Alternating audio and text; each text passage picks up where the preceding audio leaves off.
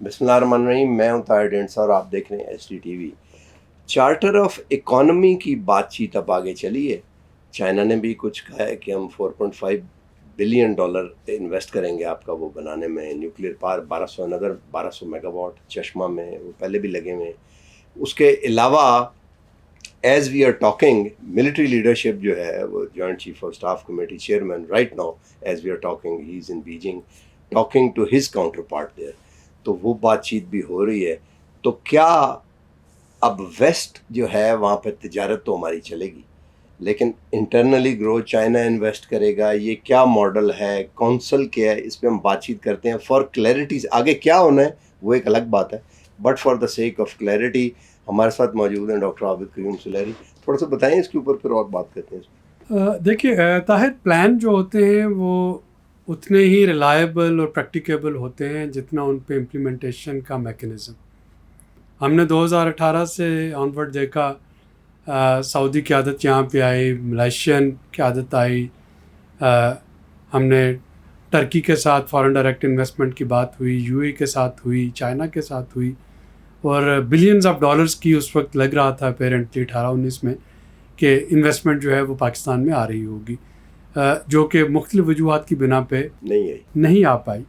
اور اگر ہم ان مختلف وجوہات کو ڈائسیکٹ کرنے کی کوشش کریں تو وہ یا پروسیجرل ہرڈلز تھیں، یا بیوروکریٹک ہرڈلز تھیں، یا لیک آف فالو اپ تھا، یا پھر یہ تھا کہ ہمارا ہوم ورک نہیں تھا۔ تو یہ ساری وہ چیزیں تھیں جو کہ اگر ایک کوآرڈینیٹڈ میکینزم ہوتا تو شاید بہت بہتر طریقے سے ان پہ کام کیا جا سکتا تھا۔ اس کے بعد جو دوسری آپ کو میں مثال دینا چاہتا ہوں وہ پچھلے 1.5 سال کی ہے۔ IMF کا پروگرام کے ڈی ریل ہونے کی بنیادی وجہ کیا بنی؟ وہ یہ بنی کہ دوست ممالک کی طرف سے جو چند کوڑیاں، میں اس کو کہوں گا، $2-4 بلین کی جو بات تھی کہ رول اوور، وہ ہم ٹائم پہ نہیں لے پائے، چونکہ دوست ملک جو تھے وہ ویٹ اینڈ سی موڈ میں چلے گئے، جسٹ اس انتظار میں کہ اسمبلی بنے گی، ٹوٹے گی، حکومت کس کی رہے گی، پنجاب میں حمزہ شریف ہوں گے، پرویز الہی ہوں گے۔ تو یہ ساری جو سیاسی کشمکش تھی، اس کی وجہ سے ان کی طرف سے ایشورنسز اتنی لیٹ ہو گئی کہ آج ہمارا IMF کا پروگرام ہاتھ سے نکلتا نظر آ رہا ہے۔ اگر میں 2 پازیٹیو مثالیں دیکھوں تو فاٹف سے جو گرے لسٹ سے نکلنا تھا وہ ایک پازیٹیو اگزامپل ہے۔ اس میں ہم نے دیکھا کہ ہماری سیاسی اور غیر سیاسی قیادت جو تھی انہوں نے آپس میں کوآرڈینیشن کی، ایک سیکریٹریٹ بنا، اور جتنے بھی ادارے جن کو کہ فاٹف کی امپلیمنٹیشن لسٹ پہ کام کرنا تھا، سب کے ساتھ ایک کوآرڈینیشن سے ہم نے دیکھا کہ that was the toughest program in FATF history جو کہ پاکستان نے گریجویٹ کر لیا۔ یا NCOC کو دیکھ لیجئے، کووڈ، اگین جو پاکستان اور انڈیا کے درمیان جو کووڈ کی تباہ کاریوں میں جو ڈفرنس تھا، اس کی بنیادی وجہ ہمارے کوآرڈینیشن تھی، جو کہ انڈیا کے صوبے جس کو اسٹیٹ کہا جاتا ہے، وہ اسٹیٹ انٹر اسٹیٹ چونکہ ان کا کوئی کوآرڈینیشن میکینزم نہیں تھا، ہمارے یہاں NCOC تھا، تو ہم نے بہت بہتر طریقے سے اپنے محدود وسائل میں کووڈ کا بہتر مقابلہ کیا۔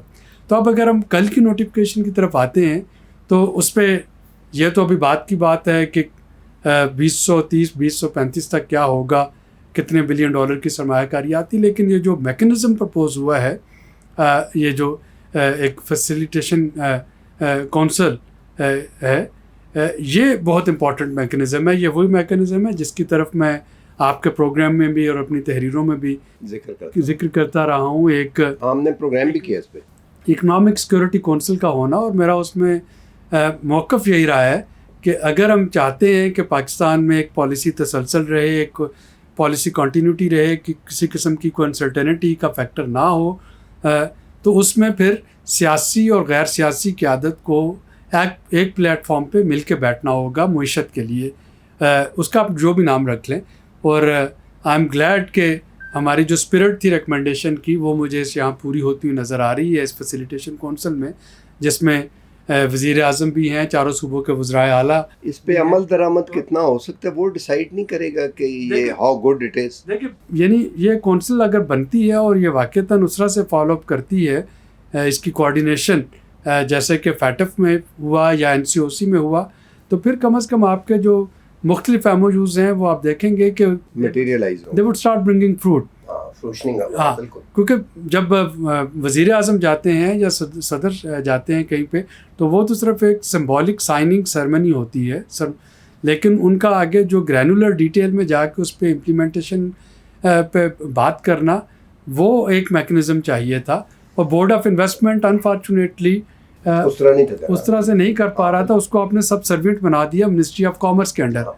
تو جب آپ اس کو منسٹری آف کامرس کے انڈر بنا دیں گے, بٹھا دیں گے, تو ظاہر ہے کہ وہ یہ تو پروسیجر ہو گیا سارا. میں نے اپنی ورکنگ لائف میں ایز اے جرنلسٹ میں نے دیکھا ہوا ہے کہ جس وقت نیوکلیئر دھماکے ہوئے, اسٹار ٹالبرٹ ایک بڑی شخصیت تھی, ہوئی کیم جنرل زنی, انہوں نے آ کے روکنے کی ہے, لیکن دھماکے ہوئے پھر بھی ہو گئے. اس کی وجہ یہ تھی کہ ملٹری اسٹیبلشمنٹ, پولیٹیکل گورنمنٹ اور نیشن ایز اے ہول بالکل کٹھے تھے, سپورٹ تھی. اب ایک گاڑی بہت اچھی آپ کے پاس ہو, انجن اس کا اگر نہ چلے تو گاڑی کہیں بھی نہیں جا سکتی, جتنی مرضی اچھی ہو آپ بیٹھے ہوں. ڈو یو تھنک کہ پبلک سپورٹ یہ جو سارا یہ جو سیٹ اپ ہے آگے یہ حاصل ہوگی اتنی کہ یہ آگے پروپیل ہو سکتا ہے؟ یہ ہونی چاہیے, اور یہ اس لیے ہوگی اگر ایک بھی پروجیکٹ آپ کا اس میں فروٹفل ہو جاتا ہے تو پبلک آٹومیٹکلی اس کو انڈورس کرنا شروع کر دے گی. دیکھیے پاکستان اس وقت ایک ڈالر تھرسٹی کنٹری ہے. پاکستانی عوام میں جس طرح کی ایک مایوسی کی لہر دوڑ رہی ہے وہ ہمیں سانہ گریس وہ جو 300-350 افراد جو تھے جو کہ پاکستان چھوڑنے کے تو وہ آپ کو نظر آتا ہے اس میں. یہ میں آپ کو یہ دعوے سے کہتا ہوں کہ ایک بھی اگر پروجیکٹ فارن ڈائریکٹ انویسٹمنٹ کا اگلے اس سال میں 2023 میں اگر اس کا کچھ افتتاح یہاں پہ ہو جاتا ہے اس کونسل کے ذریعے, تو آپ دیکھیے گا کہ آٹومیٹکلی ناقدین جو ہیں وہ اس کی تعریفیں کرنے پہ مجبور ہو جائیں گے.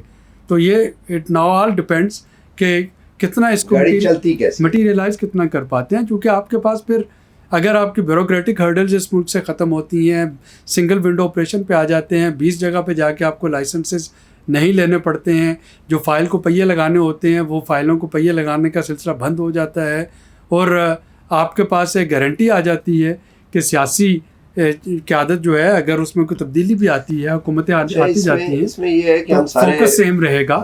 تو آپ کو آٹومیٹکلی اس پہ بات کر رہے ہیں کیونکہ ظاہر ہے ہم پہلے بھی کرتے رہے ہیں اس کے اوپر. ہم نے یہ دیکھا کہ جو آئی پی پیز لگے تھے چین کی, ان پہ سب سے بڑا اعتراض یہ تھا کہ ان میں کک بیکس دی گئی ہیں. ہم یہ کہتے ہیں ٹرانسپیرنسی نہیں تھی, اور وہ ایک خاص گورنمنٹ تھی جس کے بارے میں جو پہلے آئی پی پی تھے, میں اس وقت ورکنگ جرنلسٹ تھا, وہ جو پہلے لگے تھے جس وقت بے نظیر کی گورنمنٹ میں, ان کے اوپر بھی اعتراض یہ تھا کہ ان میں کک بیکس تھیں, رجیم اور تھا. اب 18 امینڈمنٹ میں صوبوں کے پاس ہے. آپ سمجھتے ہیں کہ اگر آپ اتنا واٹر ٹائٹ اس کو کر دیں گے تو صوبے مان جائیں گے, یا جو وہاں پہ پارٹیز یا آئرن ہینڈ سے اس کو وزرائے اعلیٰ جو ہیں وہ تو پارٹ آف کونسل ہے. تو دیکھیے بے شک نہیں, یہ وزرائے اعلیٰ تو نو بڑی, ہم نے آصف زرداری کی گورنمنٹ دیکھی, وزیر اعظم واز نو بڑی. یہ بہت امپورٹنٹ چیز ہے. اب صوبے اس طرح سے نہیں ہے جیسے پہلے تھے. ابھی آپ نے دیکھا کہ بجٹ کی منظوری سے پہلے ایک صوبے نے اعتراض کیا, ان کو 30 ارب روپے جو ہیں وہ سندھ کو فلڈ کے لیے ملے, تو بلوچستان نے اعتراض کیا, بلوچستان کے لیے اسکیم ہوئی. تو آج کے دور میں بات کر رہا ہوں جو کک بیکس جو بنتا ہے پارٹیز کو, وہ تو واٹر سنگل ونڈو کا مطلب یہی ہے کہ انویسٹر کو 30%, 10%, 5% کچھ نہ دینا پڑے.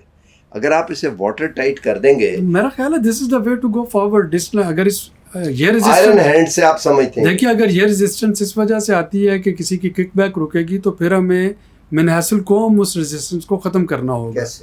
یہی کہ اس سے طرح کے کسی بھی ایک انیشیٹو کو آپ ہاتھ کنگن کو آرسی دیکھیں, موقع دیں اس کو کہ وہ کتنی آسانی سے رول آؤٹ ہوتا ہے. اگر ہوتا ہے تو ظاہر ہے کہ آپ کے ذہن میں اس وقت جو سوال ہیں پورے پاکستان کے ذہن میں سوال آ سکتے ہیں, تو وہ سوال تبھی ختم ہو رہے ہوں گے. ایک چیز کو ہم کامیاب کر سکیں گے without the people of Pakistan, اور پیپل آف پاکستان کی سپورٹ تب آئے گی جب وہ کامیاب ہوگا. دیکھیں طاہر, آپ یہ کہنا چاہ رہے ہیں کہ لوگ اس لیے مخالفت کریں گے کہ جی صوبے کو کک بیک نہیں مل رہی. نہیں, میں اور بات کر رہا ہوں, میں یہ بات کر رہا ہوں کہ لوگ فیل کریں گے کہ میں یہ بات کر رہا ہوں کہ یہاں پہ کوئی ایک بھی ایم او یو اگر اس کو انفولڈ ہوتا ہے کہ جی یہ امپلیمنٹیشن کی طرف جا رہا ہے, تو کون دیوانہ ہوگا جو اس کی مخالفت کرے گا.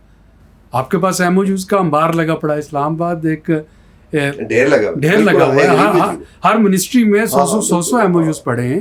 اب اگر کچھ دیکھیں جی, سمپل بات ہے کہ میں نام بھی لینے میں کوئی حرج نہیں ہے, آئی ڈونٹ مائنڈ. لیور بردر کو پتہ ہے کہ 24 کروڑ ہیں صابن ان کا بکنے کرنے کے لیے, دے وانٹ کہ کنٹری چلے. جو ایئر لائنر ہیں ان کو پتہ ہے ٹریول کرنا ہے, ڈائسپورا اتنا بڑا ہے, دے وانٹ کہ کنٹری چلے. ہر کوئی چاہتا ہے بزنس کرنا. پاکستان کو ہم سمجھتے ہیں بڑا ملک ہے, 24 کروڑ ایک بہت بڑی پاپولیشن ہے, تو وہ تو ہے, لیکن آپ سمجھتے ہیں کہ یہ اس سے ہو جائے گا وہ؟ میں یہ نہیں کہہ رہا, میں آپ کو یہ کہہ رہا ہوں کہ کوئی بھی, میں دوبارہ دہراتا ہوں اپنا فکرہ, جو کوئی بھی پلان یا کوئی پالیسی وہ اتنی سکسیزفل ہوتی ہے جتنا اس کو امپلیمنٹ کرنے کا ایک میکانزم ہوتا ہے.